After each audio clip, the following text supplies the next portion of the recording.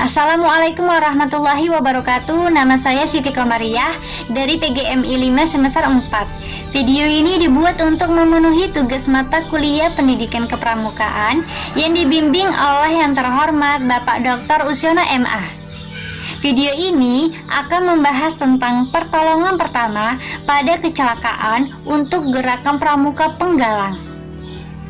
Keterampilan pertolongan pertama pada kecelakaan atau PPPK merupakan salah satu kegiatan kepramukaan yang memberikan bekal peserta didik dalam hal pengalaman, yakni kewajiban diri untuk mengamalkan kode kehormatan pramuka, kepeduliannya terhadap masyarakat atau orang lain, dan kepeduliannya terhadap usaha meningkatkan citra gerakan pramuka di masyarakat.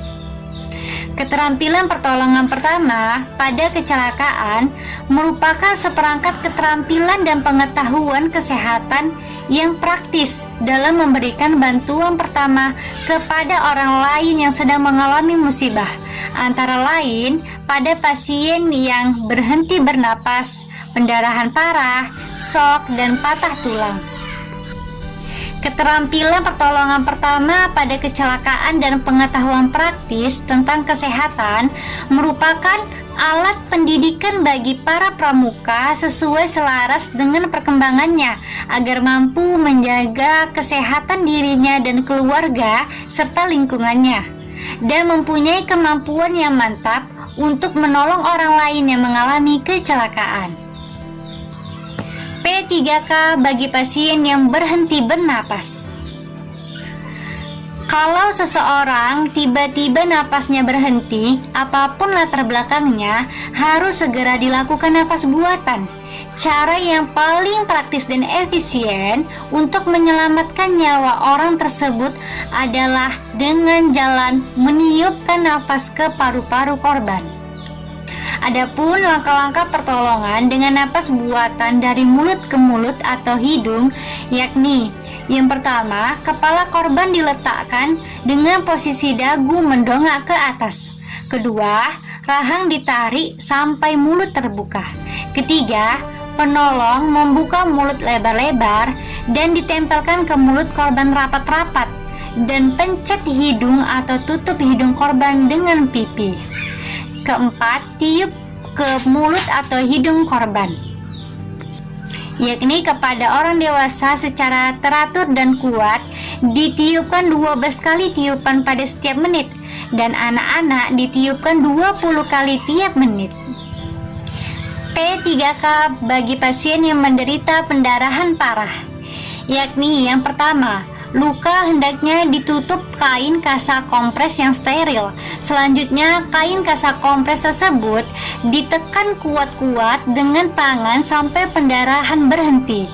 Untuk menutup luka, biasa juga menggunakan bahan yang bersih lainnya, misalnya kasa steril, sapu tangan bersih lainnya, handuk, atau sobeka spray yang semuanya sudah dicuci dan disetrika.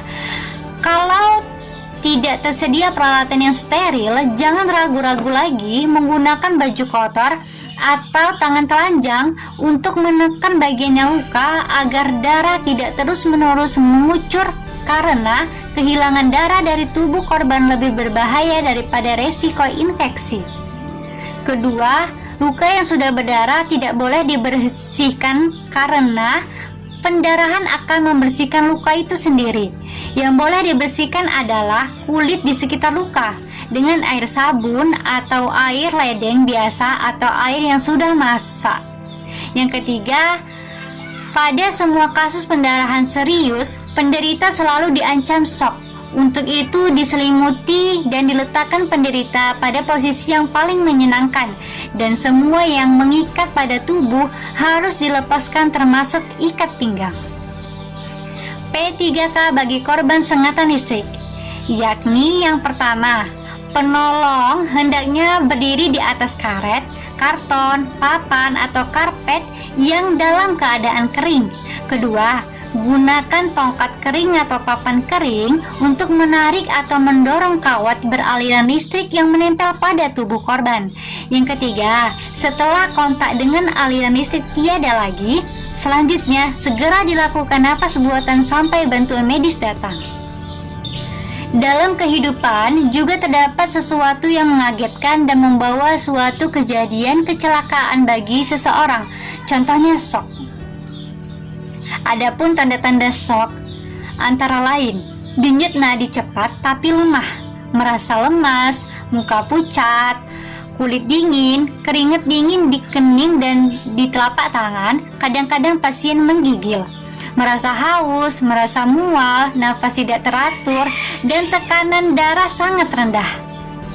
Untuk itu, pertolongan pertama mengurangi shock antara lain dilakukan dengan cara menghentikan pendarahan, meniadakan hambatan-hambatan pada saluran nafas, memberi nafas buatan, dan menyelimuti serta meletakkan penderita pada posisi yang paling menyenangkan. P3K bagi pasien patah tulang.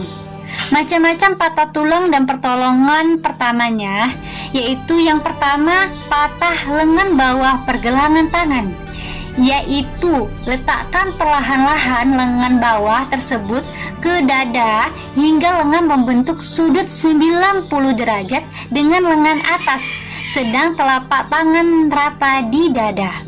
Siapkan 2 pembelat atau bidai yang dilengkapi dengan kain pengempuk, satu untuk membelat bagian dalam, sedang yang lain untuk membelat bagian luar. Usahakan pembelat merentang dari siku sampai ke punggung jemari, dan aturlah gendongan tangan ke leher sedemikian rupa sehingga ketinggian ujung-ujung jari hanya 7,5 sampai 10 cm dari siku. Yang kedua, patah tulang lengan atas atau siku ke bahu, yaitu letakkan tangan perlahan-lahan ke samping tubuh dalam posisi sealamiah mungkin. Letakkan lengan bawah di dada dengan telapak tangan menempel perut. Pasang 1 pembelat atau bidai yang sudah berlapis bahan empuk di sebelah luar lengan dan ikatlah dengan 2 cari kain di atas dan di bawah bagian yang patah. Dan buatlah gendongan ke leher, tempelkan ke lengan atas yang patah ke tubuh dengan handuk atau kain yang melingkari dada dan pembelat atau bidai. Selanjutnya yang ketiga, patah tulang lengan bawah, yaitu letakkan pembelat atau bidai berlapis di bawah telapak tangan dari dekat siku sampai lewat ujung jemari. Dan yang keempat, patah tulang di paha, yaitu patah tulang di paha sangat berbahaya. Tanggulangi shock dulu dan segera panggil dokter. Kemudian luruskan tungkai dan tarik ke posisi normal. Siapkan 7 pembalut panjang dan lebar. Gunakan 2 pembelat papan lebar 10-15 cm yang dilapisi dengan kain empuk. Dan panjang pembelat untuk bagian luar harus merentang dari ketiak sampai lutut. Sedangkan pembelat untuk bagian dalam sepanjang dari pangkal paha sampai ke lutut. Demikian yang dapat saya jelaskan, lebih dan kurang saya mohon maaf. Wassalamualaikum warahmatullahi wabarakatuh.